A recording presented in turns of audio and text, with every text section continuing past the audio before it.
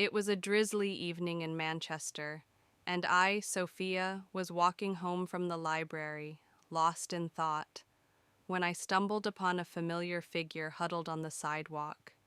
It was my ex, Ethan, the love of my past life. We had parted ways years ago, and I had often wondered what had become of him. As I approached him, my heart skipped a beat. He looked worn out, his clothes tattered, and his eyes sunken. I couldn't believe this was the same person I had once loved and trusted with all my heart. Ethan looked up, and our eyes met. For a moment, we just stared at each other, the past rushing back like a flood.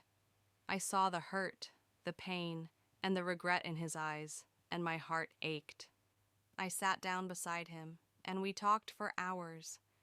Ethan poured out his heart, telling me about the struggles he had faced after our breakup. He had lost his job, his family had disowned him, and he had become homeless. But it was what he said next that made me cry.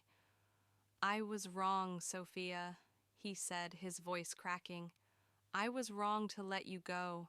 I was blinded by my own pride and ambition. I didn't realize what I had until it was gone." I listened, tears streaming down my face as Ethan shared his deepest regrets and apologies. He told me about the mistakes he had made, the opportunities he had wasted, and the love he had thrown away. As I listened, I felt a mix of emotions: sadness, regret, and a deep sense of empathy. I realized that we had both been victims of our own flaws and circumstances. We had both made mistakes, and we had both suffered for them. Our conversation went late into the night, and when we parted ways, I felt a sense of closure and healing. I knew that I had let go of the past, and I was ready to move on.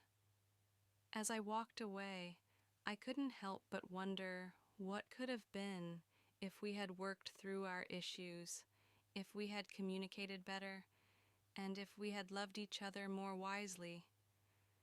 But I also knew that life was full of what-ifs, and what mattered most was the present moment. I was grateful for the encounter, for the chance to forgive and to heal.